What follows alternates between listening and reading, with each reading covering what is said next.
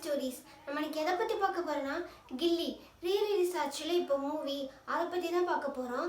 உங்களுக்கு கதை ஆல்ரெடி எல்லாருக்குமே தெரிஞ்சிருக்கும். நான் சும்மா என்னோட எக்ஸ்பீரியன்ஸை தான் நான் உங்களோட ஷேர் பண்ண வந்திருக்கேன்.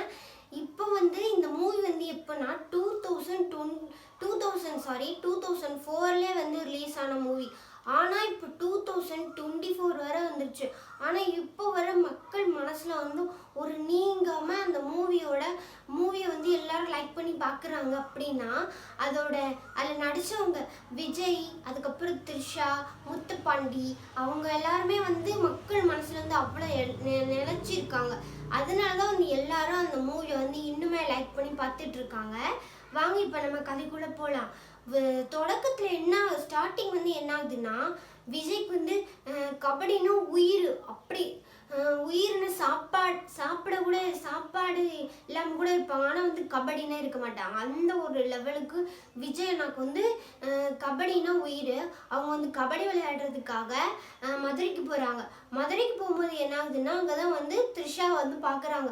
அங்கே தான் முத்துப்பாண்டி த்ரிஷா மேரேஜ் பண்ணுறதுக்காக ரொம்ப டார்ச்சர் பண்ணிட்டு இருக்காங்க. ஆனால் த்ரிஷாவுக்கு பிடிக்கவே பிடிக்காது.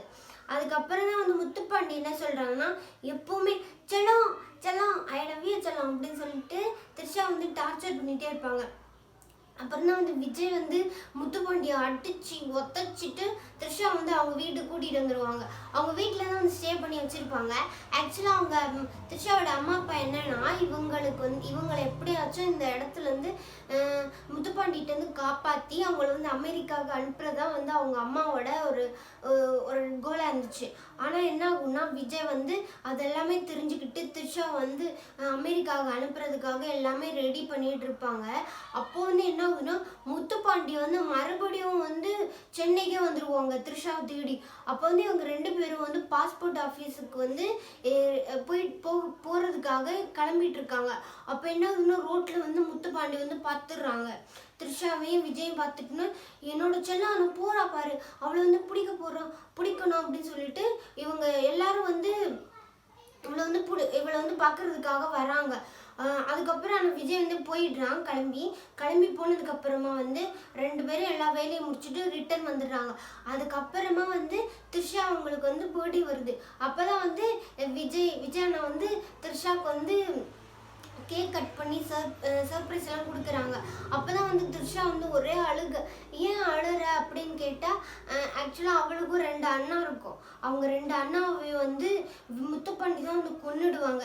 ஏன்னா த்ரிஷா கல்யாணம் பண்ணி தரமாட்டேன், நீ எதுக்கு என் தங்கச்சிட்ட ரொம்ப இப்படி பண்ணிட்டு இருக்கா அப்படின்னு டார்ச்சர் பண்ணிட்டு இருக்கா அப்படின்னு கேட்டதுக்கு தான் அவங்க 2 அண்ணாவையும் குத்தி கொன்னுடுவாங்க. ஒரு அண்ணா ஸ்டேஷன்லேயே கொன்னுடுவாங்க. ஒரு அண்ணா அந்த முத்துப்பாண்டியை கொல்றதுக்காக போவாங்க. ஆனால் அவங்க அண்ணாவே கொன்னுடுவாங்க. அது அப்படியே முடிஞ்சிடும். அதுக்கப்புறமா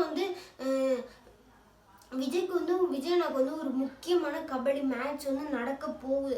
அதான் ஃபைனல்ஸில் ஆட போகிறாங்க.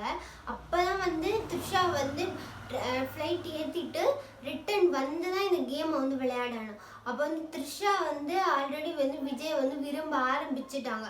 ஆனால் விஜய்க்கும் மனசில் இருக்குது. ஆனால் அவங்க இன்னும் எக்ஸ்ப்ளோர் பண்ணலை. அந்த ஃபீலிங்ஸை அவங்க இன்னும் வெளியே எடுத்துகிட்டு வரல. ஸோ அவங்க என்ன பண்ணுறாங்கன்னா, த்ரிஷா ஏர்போர்ட்டில் ட்ராப் பண்ணிட்டு விஜய் ஆட வந்துட்டாங்க. ஸ்டேடியத்தில் ஆட வந்துட்டாங்க. வந்ததுக்கப்புறமா இவங்களால எதுவுமே முடியல. ஃபுல்லாக எங்கே பார்த்தாலும் த்ரிஷா நிற்கிற மாதிரியே தெரியுது விஜய் அண்ணாவுக்கு. ஸோ அவங்க என்ன பண்ணுறாங்கன்னா, தோற்று போயிட்டு அவங்க வெளியே வந்துடுறாங்க. சப்ஸ்டியூட்டுக்காக இன்னொருத்தவங்களை அனுப்புகிறாங்க.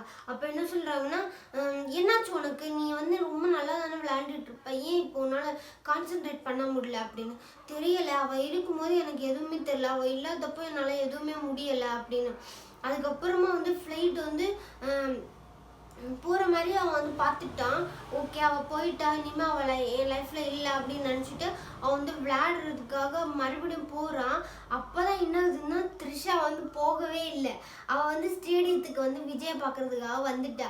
அப்போ தான் அவங்க ஃப்ரெண்ட்ஸ் சொல்கிறாங்க, டே அவள் உண்மையாகவே வந்துட்டாடா அவனை பார்க்குறதுக்காக. அப்புறம் விஜய் அப்படியே ஒரு எனர்ஜி கிடச்ச மாதிரி போயிட்டு அது கபடி மேட்ச்சில் ஜெயிச்சிடுறாங்க. ஜெயிச்சதுக்கப்புறமா முத்துப்பாண்டி வரான். முத்துப்பாண்டி வந்தோடனே சொல்கிறான், ஏய் என் செல்லத்தை நீ எப்படி திருடிட்டு வந்துட்டியே, எதுக்கு நீ இப்படி பண்ண, என் செல்லத்தை கூடு அப்படின்னு.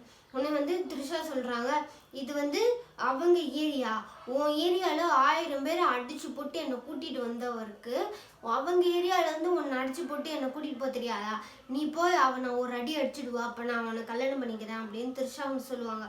உடனே என்ன நீ அவனை நான் இப்போ பொழந்து கட்டிட்டு வரேன் அப்படின்னு சொல்லிட்டு முத்துப்பாண்டி விஜய் போய் நல்ல போட்டு டிஷும் போட்டு அடித்து விஜய் வந்து அப்படியே கீழே விழுந்துருவாங்க, மயங்கி விழுந்துருவாங்க. பாத்தியா அவன் இறந்து போயிட்டான், வா நீ இப்போ அப்படி சொல்லிட்டு முத்துப்பாண்டி த்ரிஷா வந்து கூட்டி போகிறாங்க. ஆனால் அவன் சொல்கிறான், ஆனால் என்ன ஆகுதுன்னா எல்லாருக்கும் ஒரு ஷாக். விஜய் வந்து ஏஞ்சி முத்துப்பாண்டியை நல்லா போட்டு அடித்து த்ரிஷாவை வந்து காப்பாற்றிக்கிட்டாங்க. த்ரிஷாவும் விஜய் வந்து சேர்ந்துட்டாங்க. அதுக்கப்புறமா முத்துப்பாண்டி ஏஞ்சி ஒரு அருவாவை எடுத்து 2 பேரும் வெட்டுறதுக்காக வரான். ஒரு லைன்